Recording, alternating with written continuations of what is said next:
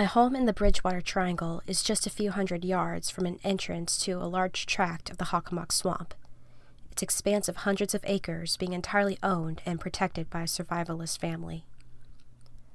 Buffering my backyard from the entrance to the swamp is a several-mile-long swath of undeveloped land, occupied only by high-tension power lines running from Providence to Boston.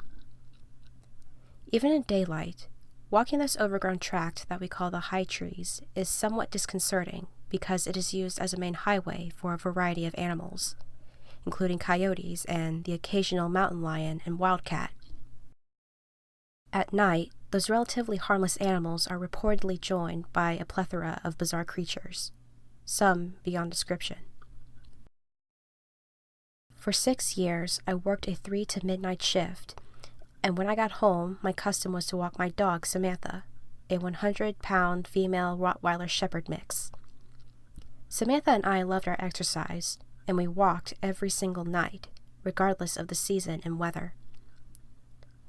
We usually walked on the sidewalk towards the center of town and stayed away from the Hockomock Swamp. But one night, Samantha and I changed our routine and walked through the woods toward an old dam that once provided water power for an early ironworks. "Samantha, why do you want to walk through the high trees?" I asked her as she pulled me towards the tall wires that were shrouded by even loftier trees. My dog just looked at me with her bright eyes. She did not bark or get excited, but I could tell she wanted to walk a different route. I went along with Samantha's wishes because we were best friends. As we cut through the backyard and entered the high trees, darkness was instant and total. No street lights or starlights could penetrate the canopy of the rangy 100-year-old pines that dwarf the power lines. About a half-mile into the walk, Samantha and I arrived at a break where a road cuts through the swath. Samantha pulled hard on her leash and looked up at me. Her hair stood on end. She did not make a noise but trembled and looked at me for protection. "What's the matter, Samantha?" "I don't see anything." "It's okay, baby. We'll go home now. Come on." I tugged on her leash, but she did not budge. It wasn't obstinacy. It was fear. My 100-pound rot shep who would tackle a 1-ton bison or a wild mountain cat was scared stiff. I heard what frightened her before I saw it. "E want you. E want you. Kier, Kier. E want you." An eerie call floated to my ears in the still night. There was a street lamp about 20 feet in front of me, and it cast a bluish circle on the pavement. Into the circle walked a hairy creature about 3 to 4 feet tall and weighed about 100 pounds.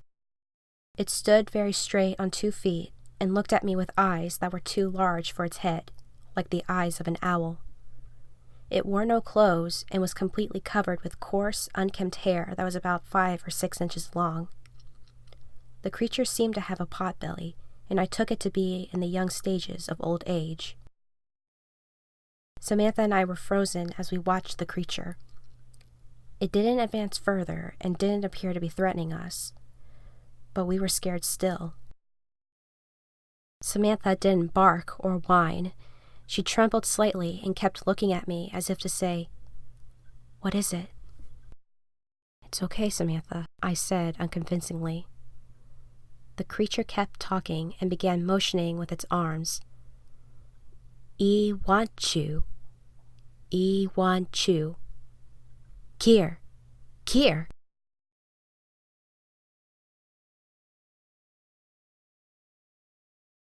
We stood watching the thing for not more than a minute, but it felt like hours. It kept speaking to us, but made no further movement toward us. I summoned enough courage to ask it a few questions, but got no other answer other than "E want you" repeated again and again. If I had been Darwin, I would have walked to the thing and would have made a great discovery, adding a new chapter in human history. But I was just a weak, frightened man who slinked away and lost a chance to catalog an entirely new species. I'm ashamed to admit that I walked away. Samantha and I turned around, and went home as fast as we could. In my living room, I stayed up all night recollecting the encounter. I tried to figure out what the hairy thing was saying, and my best guess at a translation is this. It was speaking English and saying, "We want you. We want you. Come here. Come here. I want you. I want you. Kier.